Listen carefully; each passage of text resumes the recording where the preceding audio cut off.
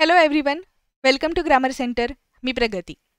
कालच्या लेक्चरमध्ये आपण ॲडव्हर्ब क्लॉजबद्दल डिस्कशन करण्यासाठी सुरुवात केली होती आणि त्यासोबतच आपण नाऊन क्लॉज आणि ॲडजेक्टिव्ह क्लॉजपेक्षा ॲडव्हर्ब क्लॉजेस वेगळे कसे असतात किंवा त्या तिघांमध्ये काय डिफरन्स आहे हे सुद्धा डिस्कस केलेलं होतं.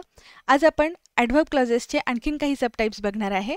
कालचं लेक्चर जर तुम्ही बघितलं नसेल तर लिंक डिस्क्रिप्शन बॉक्समध्ये दिलेली आहे. एकदा आधीचे सगळे लेक्चर्स बघा आणि ही लेक्चर सिरीज कंटिन्यू करा.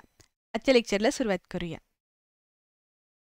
काल आपण ॲडव्हर्ब क्लॉजचे 4 टाइप्स बघितले होते. Adverb clause of time, adverb clause of condition, यामध्ये कंडिशनल सेंटेन्सेसबद्दल डिटेलमध्ये रूल्स बघितले होते आपण. त्यानंतर ॲडव्हर्ब क्लॉज ऑफ पर्पज आणि ॲडव्हर्ब क्लॉज ऑफ प्लेस, असे 4 टाइप्स आपले ऑलरेडी बघून झालेले आहेत. आज आपण इतर काही टाइप्सचा अभ्यास करूयात. पुढचं आहे adverb clause of result. Result म्हणजे काय? परिणाम, बरोबर? म्हणजे एखादी कृती घडल्यानंतर त्याचा परिणाम काय झाला हे सांगताना जर आपल्याला ते ॲडव्हर्ब वापरलेलं असेल, म्हणजे जे आपण वाक्य बनवलेलं आहे ते ॲज अन ॲडव्हर्ब वापरलं असेल तर तो ॲडव्हर्ब क्लॉज ऑफ रिझल्ट असेल. And this clause is expressed by that in the adverb clause preceded bye so such in the main clause. म्हणजेच काय? प्रिन्सिपल क्लॉजमध्ये आपल्याला सो किंवा सच वापरलेलं दिसेल आणि जो ॲडव्हर्ब क्लॉज असेल, जो सबऑर्डिनेट क्लॉज असेल, त्यामध्ये आपण इथे दॅटचा वापर करणार आहे. म्हणजे थोडक्यात काय? सो दॅट आणि सच दॅट असं जर असेल तर तिथे आपल्याला ॲडव्हर्ब क्लॉज ऑफ रिझल्ट मिळेल. फक्त सो दॅट सलग वापरलं तर तो ॲडव्हर्ब क्लॉज ऑफ पर्पज असेल, पण एका वाक्यामध्ये जे प्रधान वाक्य आहे तिथे मात्र सो वापरलंय आणि पुढे सबऑर्डिनेट क्लॉजमध्ये उपवाक्यामध्ये दॅट वापरलंय तर तो मात्र ॲडव्हर्ब क्लॉज ऑफ रिझल्ट असणार आहे. ठीक आहे, यामध्ये सुद्धा जो थोडक्यात एक मायनर डिफरन्स आहे तो सुद्धा आपण आत्ता जस्ट डिस्कस केलेला आहे. हा जो टाईप आहे याबद्दल आपण थोडेसे एक्झाम्पल्स बघूयात. फर्स्ट आहे he was so late that he had to miss the dinner. त्याला इतका उशीर झाला होता की त्याचं डिनर मिस झालं. आता इथे आपण मराठीमध्ये जे की वापरलेलं असतं वाक्यामध्ये, तिथे जे नवीन वाक्य तयार होतं तिथे परिणाम सांगितलेला आहे. त्याला उशीर झाला होता म्हणून त्याचं डिनर मिस झालं. मग हे काय आहे आपल्यासाठी? Adverb clause of result. इथे प्रिन्सिपल क्लॉजमध्ये सोचा वापर झालेला आहे आणि पुढे जे सेकंड आपण क्लॉज बनवलेला आहे, सबऑर्डिनेट क्लॉज बनवलेला आहे, यामध्ये दॅटचा वापर झालेला आहे. Next example, he is such an intelligent boy that he can easily pass. तो एक इतका हुशार मुलगा आहे की तो सहज पास होऊ शकतो. इथे सुद्धा आपण सच आणि दॅट वापरलेला आहे. नेक्स्ट टाईप बघूयात, ॲडव्हर्ब क्लॉज ऑफ रिझन. आता आपल्याला इथे कारण सांगितलं जात आहे. कारण की असं का घडलं नाही. आता पर्पज आणि रिझनमध्ये काय डिफरन्स असेल ते आपण बघूयात. Adverb clause of reason is introduced by because, since, as, now that, that. Adverb clause of रिझनमध्ये because, since, as, now, that आणि दॅट हे 4 आपण कंजंक्शन्स वापरतो. म्हणजे वाक्याच्या सुरुवातीला हे येतात. आणि पर्पज आहे, जो ॲडव्हर्ब क्लॉज ऑफ पर्पज आहे, तिथे आपण दॅट, इन ऑर्डर दॅट आणि लेस्ट अशा पद्धतीचे कंजंक्शन्स वापरलेले असतात. ठीक आहे, हा बेसिक डिफरन्स आहे या 2 सबटाईप्समध्ये. एक्झाम्पल बघूयात. I did it because my father told me to do it. इथे बिकॉज हे कंजंक्शन वापरलेलं आहे. हा प्रिन्सिपल क्लॉज आहे आपला. याचं कारण काय आहे असं करण्यामागचं ते पुढे सविस्तर आपल्याला सांगितलेलं दिसतं. त्यामुळे हा आहे सबऑर्डिनेट क्लॉज आणि हा आपल्याला कारण सांगत आहे, त्यामुळे हा आहे ॲडव्हर्ब क्लॉज ऑफ रिझन. खूप सिंपल आहे हे. फक्त कोणत्या हेतूने आपण ती वाक्यरचना केलेली आहे त्यावरून त्याचे सबटाईप्स झालेले दिसतात. वेगवेगळी नावं आहेत. Next example, as he was absent he was punished. त्याला शिक्षा झाली. हे मुख्य वाक्य आहे. त्याला शिक्षा का झाली? कारण तो अब्सेंट होता. तो आपल्याला इथे कारण सांगितलेलं आहे म्हणून इथे आपण ॲडव्हर्ब क्लॉज ऑफ रिझन बनवलेला आहे आणि याची सुरुवात आपण ॲजनी केलेली दिसते. ॲज हे जे कंजंक्शन आहे हे आपण ॲडव्हर्ब क्लॉज ऑफ टाईमसाठी सुद्धा वापरतो असं बघितलेलं आहे.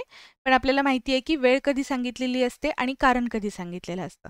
म्हणजे हे जे कनेक्टिव्ज आहेत हे आपण सतत इंटरचेंजेबली वापरत असतो. फक्त त्याचे जे टाईप्स आहेत ते ओळखताना गडबड करू नका. Next example, since she came late so she was fined. या वाक्यामध्ये इथे जे सो वापरलेलं आहे हे चुकीचं आहे, कारण आपल्याला दोन्ही ठिकाणी कारणच दिलेलं दिसतं. त्यामुळे हे वाक्य आपलं ग्रॅमॅटिकली चुकणार आहे. आपल्याला एवढंच म्हटलं तरीही वाक्य पुरेसं अर्थपूर्ण होतं. Since she came late she was fined. तिला दंड करण्यात आला किंवा तिला शिक्षा करण्यात आली. तसं का केलं? कारण ती उशिरा आलेली. हे वाक्य आपल्यासाठी मिनिंगफुल आहे, सो इथे वापरण्याची गरज नाही. Next example, I am happy that you are successful. मला आनंद झाला आहे. मला आनंद का झाला आहे? तर इथे आपण दॅट कंजंक्शन वापरून पुढे कारण सांगतोय, म्हणून हा आहे ॲडव्हर्ब क्लॉज ऑफ रिझन. या वाक्यातलं जे दॅट आहे ते आपण बिकॉज सारखं वापरलेलं आहे. एक नोट दिलेली आहे, so and therefore should be avoided in the main clause. Main क्लॉजमध्ये, हे प्रिन्सिपल क्लॉजमध्ये आपल्याला सो आणि देअरफॉरचा वापर करायचा नाही आहे. जे काही आपण रिझन सांगणार आहे ते सबऑर्डिनेट क्लॉजमध्ये सांगणार आहे. जे काही आपण हे टाईप्स बघतोय हे सगळे क्लॉजचे आहेत, सबऑर्डिनेट क्लॉजचे आहेत. मग अर्थातच आपण जे काही कनेक्टिव्ज वापरणार ते सगळे सबऑर्डिनेट क्लॉजमध्ये वापरायचे आहेत, प्रिन्सिपल क्लॉजमध्ये नाही. नेक्स्ट टाईप आहे adverb clause of concession or contrast. आपल्याला कॉन्ट्रास्ट म्हणजे काय माहिती आहे? विरोध किंवा विरोधाभास. आता आपण ह्याचे जे काही रूल्स आहेत ते वाचायला सुरुवात करूयात. Adverb clause of contrast is introduced by although, though, even if, however, whatever, no matter what, no matter how, no matter where, no matter that, notwithstanding that, admitting that, as, whether, even though, much as, come what may, say what you will. हे असे थोडेसे वेगळे कनेक्टिव्ज आपण वापरणार आहे वाक्याच्या सुरुवातीला. Introduced by म्हणजे याच्यानी वाक्याची सुरुवात होणार आहे आणि यामध्ये आपण दोन विरुद्ध कृती सांगणार आहे. ठीक आहे. आता जर तुम्ही बघितलं, ऑल्दो, दो म्हणजे जरी असं असेल तरी, असं आपण मराठीत म्हणतो. हवेवर सुद्धा, असं असून सुद्धा, अशा पद्धतीने आपण हे जे वाक्यरचना बनवलेले असतात यामध्ये जी आपण प्रिन्सिपल क्लॉजमध्ये सांगितलेली कृती आहे त्याच्या विरुद्ध अर्थाची कृती सबऑर्डिनेट क्लॉजमध्ये सांगत असतो. एक्झाम्पल्स बघूयात. मगाशी आपण जे काही कनेक्टिव्ज बघितलेले आहेत हे थोडेसे वेगळे आहेत, समजायला काही फार अवघड नाहीये. अभ्यास करायचा असतो फक्त आपल्याला सगळ्या गोष्टींचा. रिवाईज केल्यानंतर सगळ्या गोष्टी पक्क्या होऊन जातात. एक्झाम्पल्स बघूयात आता आपण. हे आपण एक्झाम्पल्स कशाबद्दल बघत आहोत? ॲडव्हर्ब क्लॉज ऑफ कन्सेशन किंवा मग कॉन्ट्रास्ट. आता तुम्हाला जर MPSCच्या विद्यार्थ्यांना असं वाटत असेल की याच्यावरती क्वेश्चन्स येतात का, तर रिसेंटली म्हणजे आता जे आपले ग्रुप बी आणि ग्रुप सीचे पेपर झालेले आहेत ते जर तुम्ही क्वेश्चन पेपर उघडून बघितले तर त्यात आपल्याला एक्झाम्पल्स आलेले दिसतात. त्यामुळे हे आपल्यासाठी महत्त्वाचं आहे.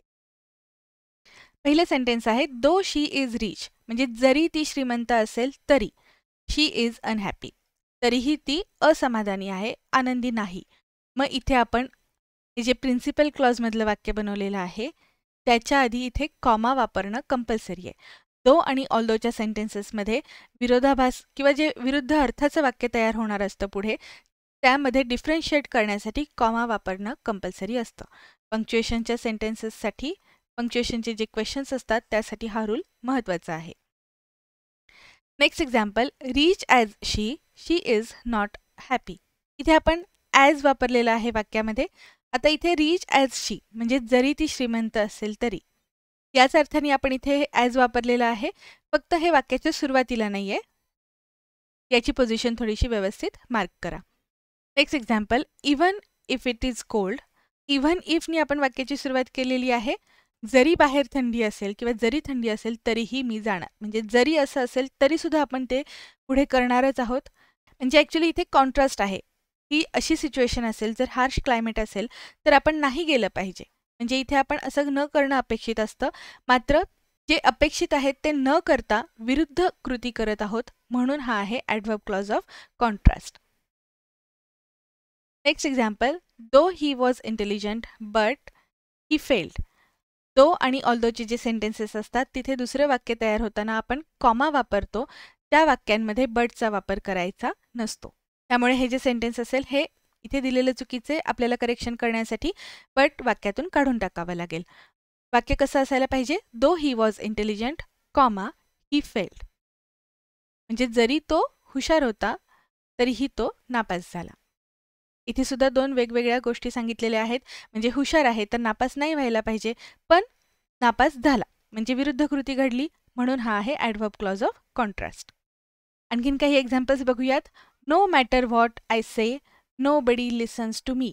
इथे आपण नो मॅटर व्हॉट वापरलेलं आहे, म्हणजे काहीही केलं तरीही कुणी माझं ऐकत नाही. मी काहीही म्हणू देत, कुणीच माझं ऐकत नाही, असं हे वाक्य आहे. मग इथे चांगलं म्हटलं काय, वाईट म्हटलं काय, दोन्ही गोष्टी ऐकल्या जाणार नाही आहेत, म्हणजेच हा आहे adverb clause of concession or contrast. Next example, I shall do it whether you like it or not. मी ते करेन जरी तुला आवडू देत अथवा न आवडू दे. म्हणजे काहीही झालं तरी मी ते करणारच आहे, अशा अर्थाने आपण वेदरचा वापर केलेला आहे. इफ आणि वेदरमध्ये एक बेसिक डिफरन्स आहे. इफचं जे सेंटेन्स असतं ते वाक्यात एकच कंडिशन दाखवतं आणि वेदरमध्ये मात्र आपण असू देत किंवा नसू देत अशा दोन्ही कंडिशन्स दाखवलेल्या असतात. हे जस्ट एक्स्ट्रा इन्फॉर्मेशनसाठी आहे. आधीच ॲडव्हर्ब क्लॉजबद्दल लक्षात ठेवण्यासाठी बऱ्याच गोष्टी आहेत. ज्या विद्यार्थ्यांना लक्षात राहील त्या विद्यार्थ्यांनी हे नोट्समध्ये इन्क्लूड करा. नेक्स्ट एक्झाम्पल आहे, much as I like to give you money I can't do so. म्हणजे मला कितीही वाटले तुला पैसे द्यावेत पण मी तसं करू शकत नाही. या वाक्यात आपण इच्छा आहे असंही सांगत आहोत, मात्र करणार नाही असं पण सांगितलेलं आहे, म्हणजे इथे आपण विरोधाभास निर्माण केलेला आहे. ह्या ज्या वाक्यरचना आहेत या आत्ता बघताना वाचताना तुम्हाला थोडंसं अवघड वाटेल सगळं, पण सिम्पल आहेत गोष्टी. एकट्याने जर तुम्ही हे पुस्तक वाचायला गेलात तर डेफिनेटली तुम्ही थोडेसे कन्फ्यूज होणार. वाचताना तुमचा मूड पण जाऊ शकतो मे बी, की हे आपल्याला लक्षातच येत नाहीये, समजतच नाहीये. म्हणून तर पुस्तक सोबत घेऊन तुम्ही हे आत्ता जे लेक्चर आहे ते अटेंड करू शकता. आणि जर तुम्हाला पुस्तक नसेल अवेलेबल तुमच्याकडे तर आपल्या टेलिग्राम चॅनलवरती PDF आहे या पुस्तकाची, त्याची लिंक डिस्क्रिप्शन बॉक्समध्ये दिलेली आहे. टेलिग्राम चॅनल तुम्ही जॉईन केल्यानंतर तुम्हाला तिथे PDF अवेलेबल होईल. ॲडव्हर्ब क्लॉज ऑफ कॉन्ट्रास्टमधलं हे शेवटचं एक्झाम्पल आपण बघूयात. However rich he may be, he is not kind. तो कितीही श्रीमंत असू दे पण तो दयाळू नाही. हवेवर हे जे कंजंक्शन आपण वापरलेलं असतं, इथे आपण दोन वेगवेगळ्या अर्थाच्या गोष्टी सांगतो. आणि जर आपण मोर ओव्हर वापरलेलं असेल तर तिथे मात्र आपण समान अर्थाच्या दोन गोष्टी पुढे सांगितलेल्या असतात. ते आपण जे सेंटेन्स बनवणार आहे त्याच्याच अर्थाचं त्यालाच जोडून त्यामध्ये अधिक भर घालणारं वाक्य पुढे असू शकतं. ठीक आहे, ही सुद्धा गोष्ट आपल्या एक्स्ट्रा इन्फॉर्मेशनसाठी आहे. जे विद्यार्थी ज्यांना ऑलरेडी या सगळ्या गोष्टी बेसिक माहिती असतात त्या विद्यार्थ्यांसाठी ॲडव्हान्स गोष्टीसुद्धा या लेक्चरमध्ये इन्क्लूड केलेल्या आहेत. एक नोट दिलेली आहे ती वाचूयात आपण. The main clause following the adverb clause of contrast should not begin with but, nevertheless and still. A student may write the main clause with yet. म्हणजे ॲडव्हर्ब क्लॉज ऑफ कॉन्ट्रास्ट जो असतो तो जर आपण वापरलेला असेल, हा असेल आपला सबऑर्डिनेट क्लॉज, आणि त्यामध्ये जो मेन क्लॉज किंवा प्रिन्सिपल क्लॉज सांगितलेला असेल त्याची सुरुवात कधीही बट, नेव्हरदलेस आणि स्टिलनी करायची नाही, त्याऐवजी येटचाच फक्त वापर करायचा. आपल्याला माहिती आहे की हा जो कॉन्ट्रास्ट आहे इथे आपण विरोधाभास निर्माण करतो किंवा दोन वेगवेगळ्या विरोधी गोष्टी आपण इथे सांगितलेल्या असतात. म्हणून जी पॉझिटिव्ह गोष्ट आहे ती सांगितल्यानंतर जर आपल्याला प्रिन्सिपल क्लॉजमध्ये एखादी नकारार्थी गोष्ट सांगायची असेल तर तिथे येटचा वापर करायचा. येट हा शब्द नकारार्थी आहे. आता आपला नेक्स्ट टाईप आहे ॲडव्हर्ब क्लॉजचा, तो आहे ॲडव्हर्ब ऑफ मॅनर. कशा पद्धतीने आपण कृती परफॉर्म केली हे सांगत असेल आपला जो सबऑर्डिनेट क्लॉज असेल तर त्याला आपण म्हणणार adverb clause of manner. It is introduced by as if and as though. Conjunctions as if and as though are used to express a contrary to fact statement. म्हणजे हे आपण विरोधाभास निर्माण करण्यासाठीच वापरलेलं असतं. म्हणजे थोडक्यात जसं की आणि पुढे जे वाक्य असेल यात जी मेन्शन केलेली गोष्ट असते ती खरी नसते. ठीक आहे, जे फॅक्ट्स असतात त्या खऱ्या नसतात असं म्हणतोय. मी एक तुम्हाला थोडक्यात एक्झाम्पल सांगते. तो असं वागतो जसं की तो कंपनीचा बॉस आहे. जसं की तो बॉस आहे म्हणजे तो ॲक्च्युली बॉस नाही, हेच इथे थोडक्यात सांगितलेलं आहे. Next, subjunctive mood is used in this kind of statements. हे जे स्टेटमेंट्स असतात हे सबजंक्टिव्ह मूडमध्ये असतात. सबजंक्टिव्ह मूड म्हणजे काय, आपण मगाशीच बघितलं की त्या काल्पनिक गोष्टी असतात, ज्या अर्थात ॲक्च्युली रियालिटीमध्ये असं काही नसणार आहे, हे इमॅजिनरी असेल. एक्झाम्पल्स बघूयात आपण. She did it as she was advised. आपण कशा पद्धतीने कृती झाली असं सांगत आहे. तिने तसं केलं जसं तिला सांगितलं गेलं होतं. कशा पद्धतीने तिने काम केलेलं आहे, जसं सांगितलं होतं तसं. मग आपल्याला इथे मॅनर दिसत आहे, पद्धत दिसत आहे कामाची, म्हणून हा आहे adverb clause of manner. Next example, she talks as if she were the लँडलेडी. या वाक्याचं आपण मराठीत ट्रान्सलेशन कसं करू शकतो? ती असं बोलते जसं काही ती स्वतःच ओनर आहे किंवा लँडलेडी आहे. म्हणजे जसं की यामध्ये आपण विरोध सांगत आहे. इथे जी सांगितलेली फॅक्ट आहे ही खरी नसते. ठीक आहे. आणखीन एक एक्झाम्पल बघूयात. She talks as if she had belonged to a very rich family before her marriage. म्हणजे ती असं बोलते जसं काही ती लग्नाआधी खूप श्रीमंत होती. म्हणजे तसं नाही आहे. सो ही फॅक्ट इथे आपण जे काही बोलत आहोत हे खोटं आहे किंवा काल्पनिक आहे. बरोबर. नेक्स्ट एक्झाम्पल बघूयात. He looks as if he is my brother. म्हणजे तो असा दिसतोय जसं की तो माझा भाऊच आहे. आता इथे रिसेम्बलन्स आपण सांगितलेला आहे. म्हणजे तो असा दिसतोय की जसं काही तो माझा भाऊच आहे. त्यामुळे इथे आपण हे वाक्य सबजंक्टिव्ह मूडमध्ये नाही बनवलं. जर हे सबजंक्टिव्ह मूड असलं असतं तर तिथे वर वापरलं असतं आपण, मात्र इथे इजचा वापर झालेला आहे. तरीही हे वाक्य बरोबर आहे. या स्टेटमेंटमध्ये हा जो मॅनर क्लॉज आहे हा कॉन्ट्ररी नाही आहे आपल्या ज्या स्टेटमेंट दिलेला आहे त्याला. इनफॅक्ट तिथे आपण रिसेम्बलन्स दाखवत आहे किंवा समानता दाखवत आहे. ठीक आहे. इथे विरोध निर्माण होत नाहीये. हा जो क्लॉज आहे ॲडव्हर्ब क्लॉज ऑफ मॅनर, इथे जी फॅक्ट सांगितलेली आहे ती थोडक्यात खरी असल्यासारखीच आहे. ॲक्च्युली खरी आहे असं नाही, मात्र या दोघांमध्ये साम्य आहे. ओके, ॲडव्हर्ब क्लॉजबद्दल आता हा आपला फायनल शेवटचा टाईप आहे. बऱ्याच जणांना वाटलं असेल की किती टाईप्स आहेत ॲडव्हर्ब क्लॉजेसचे, मात्र मगाशी आपण जे सांगितलं सेम तीच गोष्ट आहे. जे कार्य करत आहे वाक्यामध्ये, कशा पद्धतीने तो क्लॉज फंक्शन करत आहे, त्याला वेगवेगळी नावं दिलेली आहेत. समजायला सोपं आहे. महत्त्वाची गोष्ट लक्षात ठेवायची, आपण जे कंजंक्शन्स किंवा कनेक्टिव्ज वापरतो हे विसरायचे नाहीत. तुम्हाला क्लॉजेस टॉपिक समजत नसेल, तुम्हाला जर तो अवघड वाटत असेल, तर आधी तुम्ही पार्ट्स ऑफ स्पीच काय असतात यावरती थोडंसं फोकस करा. पार्ट्स ऑफ स्पीचमध्ये आपण जो वाक्यामध्ये शब्द वापरलेला आहे तो त्या वाक्यातलं नाऊनचं कार्य करतो की प्रोनाऊनचं कार्य करतो, ॲडजेक्टिव्ह आहे, व्हर्ब आहे, ॲडव्हर्ब आहे, नक्की त्या वाक्यातल्या वापरलेल्या शब्दाचा प्रकार कोणता आहे हे जर तुम्हाला समजलं तर तुम्हाला क्लॉजेस कळणं सोपं जाईल. कधीही एकदम क्लॉज टॉपिक सुरू करताना तुम्हाला जरा जरी शंका आली तरी एकदा ही गोष्ट रिवाईज करा, तुम्हाला समजायला थोडंसं सोपं जाईल. हा जो शेवटचा टाईप आहे त्यात आपण म्हणत आहे ॲडव्हर्ब क्लॉज ऑफ कंपॅरिझन. दोन गोष्टींमध्ये तुलना केलेली असेल. Adverb clause of comparison is introduced by than and as. जो आपला सबऑर्डिनेट क्लॉज असतो त्या वाक्याची सुरुवात दॅन किंवा ॲजनी झालेली असते. Comparison should be made between the same cases of pronounce or between two persons or things being compared. तर इथे खूप महत्त्वाचा पॉईंट आपल्याला सांगितलेला आहे. जे कंपॅरिझन असेल त्याच्या ज्या केसेस असतात प्रोनाउन्सच्या, म्हणजे सब्जेक्टिव्ह केस, ऑब्जेक्टिव्ह केस. आता आय आणि ही हे जे दोन प्रोनाउन्स आहेत हे आपण सब्जेक्टिव्ह केसमध्ये वापरलेले आहेत. ठीक आहे. पण जर आपण म्हटलं मी, तर हीची जी ऑब्जेक्टिव्ह केस आहे तीच आपल्याला वापरावी लागेल आणि ती आहे हिम. म्हणजे ही जी केस आहे सब्जेक्टिव्ह केस, ऑब्जेक्टिव्ह केस किंवा नॉमिनेटिव्ह केस, ती जी केस असते ती आपल्याला सेम वापरायची आहे कंपॅरिझन करताना. आणि दुसरं जे सांगितलेलं आहे बिटवीन टू पर्सन्स. एक्झाम्पल्स बघूयात आपण, म्हणजे आपल्याला सगळ्या गोष्टी क्लिअर होतील. फर्स्ट एक्झाम्पल आहे she is as good as he is. यामध्ये आपण दोघंही समान दर्जाचे आहेत असं सांगत आहोत, म्हणून इथे ॲजचा वापर झालेला आहे. ही आहे ॲक्च्युली पॉझिटिव्ह डिग्री. आपण डिग्री ऑफ कंपॅरिझनमध्ये या सगळ्या गोष्टी डिटेलमध्ये बघत असतो, त्यामुळे हे सुद्धा तुम्हाला लक्षात राहायला पाहिजे.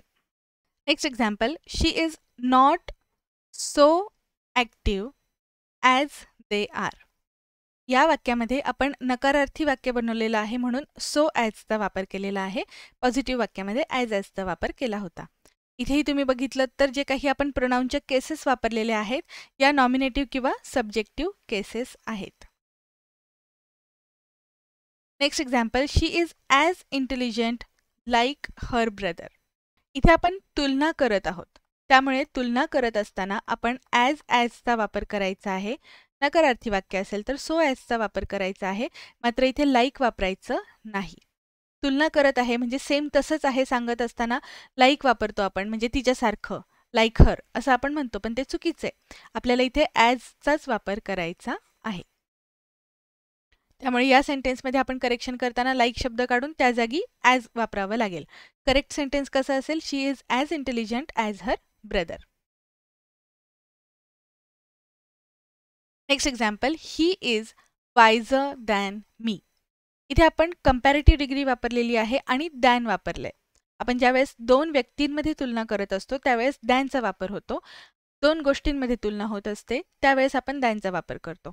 आता इथे ही सब्जेक्टिव्ह केसमध्ये वापरलेला आहे आणि याची तुलना कोणासोबत होत आहे त्याची केस सुद्धा आपल्याला सब्जेक्टिव्ह किंवा नॉमिनेटिव्ह केस सुद्धा म्हणतात याला, त्यामध्येच करावी लागेल. मी इथे ऑब्जेक्टिव्ह केस आहे. हे ऑब्जेक्ट म्हणजे काय? कर्म. त्यावरून ह्या केसेस ठरलेल्या असतात. याबद्दल आपल्या आधीच्या लेक्चर्समध्ये व्यवस्थित डिटेलमध्ये एक्सप्लेनेशन्स आहेत. तुम्ही जर आज पहिल्यांदा व्हिडिओ बघत असाल तर तुम्ही चॅनलला सबस्क्राईब केल्यानंतर आपल्या होम पेजवरती वेगवेगळे व्हिडिओज तुम्हाला दिसतील. मग आपण जर कोणासोबत तुलना करत आहोत त्याची केस सब्जेक्टिव्ह असेल तर ऑब्जेक्टिव्ह केस वापरायची नाही. त्यामुळे इथे आयचाच वापर झाला पाहिजे. करेक्ट वाक्य कसं असेल? He is wiser than I. Next example, my house is larger than her. आता जर आपण हर वापरलं तर इथे ती पझेसिव्ह केस होत नाहीये. पझेशन असणं यासाठी आपण पझेसिव्ह केस वापरत असतो, बरोबर? माय ही पझेसिव्ह केस आहे आय या प्रोनाऊनसाठी. मग इथे आपण एकतर हर हाऊस म्हणायला पाहिजे किंवा वाक्याच्या शेवटी आलं आहे तर आपण इथे बिनधास्त हर्सचा वापर करू शकतो. जर हे वाक्याच्या मध्ये कुठेतरी आलं असतं तर आपल्याला इथे पझेशन दाखवण्यासाठी तो ऑब्जेक्ट पण दाखवावा लागला असता.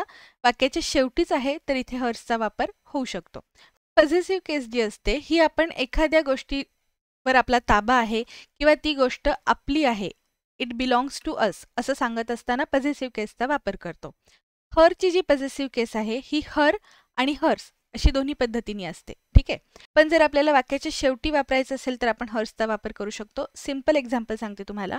जर मी म्हटलं धिस इज हर बॅग, तर इथे आपण पझेशन दाखवताना एक नाऊन सुद्धा वापरलेला आहे हर नंतर. पण जर आपण हे वाक्याच्या शेवटी वापरलं तर कसं होईल?